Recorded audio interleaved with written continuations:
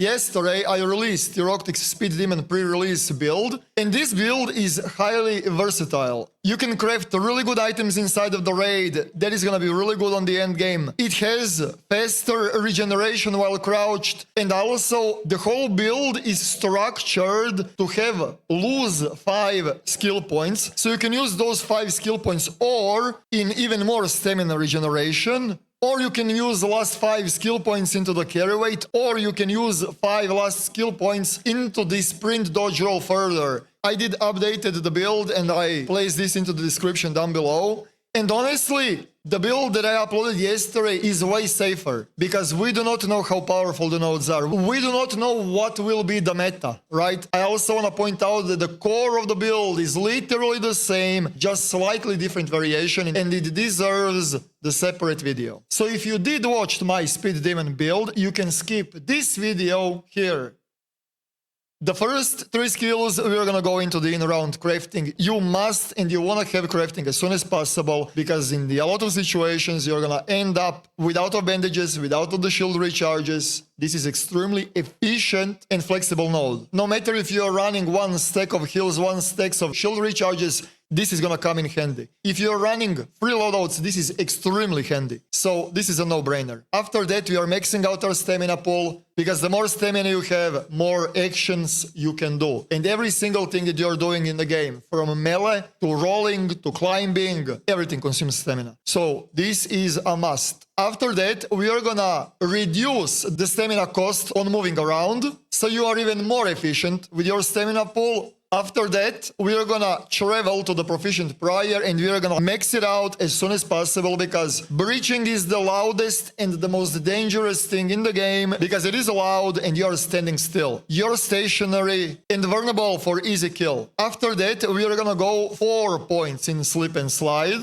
We are gonna unlock carry the momentum, and then we are gonna max out slip and slide. There are multiple reasons why you should go with the slip and slide. First one is that when you are sliding, you are regenerating the stamina. Second reason why is because it is faster, which means that your travel is gonna be even faster than before. Third thing is, it slides further. There is a lot of hills that you cannot slide that you can if you have slip and slide maxed out. So it is pretty much enabling exclusive movement on the certain places. You can also shoot while sliding, and it is gonna catch a lot of people off guard. And the reason why we took carry the momentum is because you are always dodging from the sprint anyways. So the first roll is gonna be free, which means that you're saving the stamina even more. Now we are around the range when we are gonna start using pink shields, heavy shields.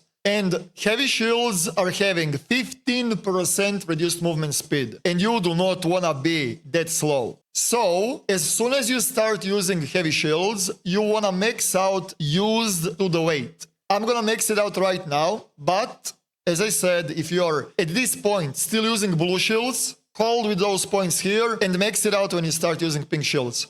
This is the time when the builds start to be different.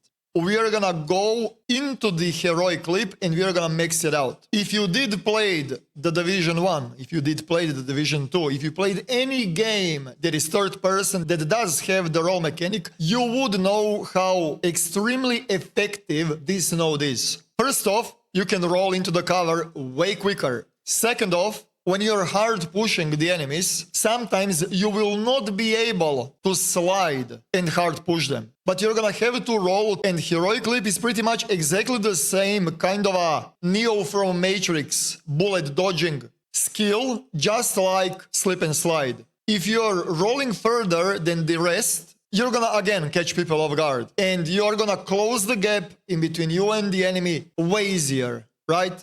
So this is just giving that slight edge when you're pushing somebody that is holding the angle. After that, we're gonna go straight to the fight or flight, and we're gonna go on 3 out of 5. And we're gonna also max out Survivor's stamina. And those 2 nodes are gonna be our only stamina regeneration nodes in this build. When you are taking damage, you're gonna always have that slight stamina regeneration, and Survivor's stamina is that literal oh shit, when you are on really low HP, you're gonna again get that stamina regeneration to run away from threat. After that, we're gonna get a little extra. Breaching an object generates resources. And we're gonna also take loaded arms, where your equipped weapon has less impact on your encumbrance. We are really far away from increases the maximum weight you can carry. And this is literally the only node that is gonna help you to carry even more loot out. In most of the cases, you will be running, I do not know, Toro Anvil, Toro Pharaoh, Anvil Stitcher, whatever. You will always have two weapons on you. But the thing is, once when you're ready to like extract, even if you have like a lighter weapon, you can always equip the heavier weapon in your inventory that you wanted to extract with, right? So this is gonna give you a little bit extra flexibility with how much you can carry without of being overweight. And both of those nodes cost only 1 skill point, and I think that they are really useful and worth to pick. After loaded arms, the next pick that you're gonna get is Unburdened Roll, where if your shield breaks, your first dodge roll within a few seconds does not cost stamina. Again, it is giving you that safety buffer to roll inside of the cover no matter if you have or do not have the stamina. And with those two nodes, you're pretty much having 2 free rolls in PvP fight, which is huge. And on the end, you will want to max out Looter's Instinct for faster container searching. And the same rule applies like with the Proficient Prior. The faster you loot, the less vulnerable you are while standing still. I also want to add up that every single level that I did pick is from most important to least important in regards to the PvP. I'm gonna repeat one more time. We do not know what is the maximum amount of the skill points that we do have. And if you wanna have the most efficient PvP build, you should follow step by step, with the only exception of used to the weight. It all depends when do you start with using pink shields. If we are gonna get even more than 50 skill points, I will be updating this build on fly. The link of this build will be in the top pinned comment, where you can follow step-by-step progression. Another thing that I want to point out is that I will personally take Slip and Slide really early to test it out. I'm gonna do multiple different tests without of the skill and with the maxed out skill, so we can compare the differences. And if you're following my build in a time when you should invest into the Slip and Slide, the video will be uploaded.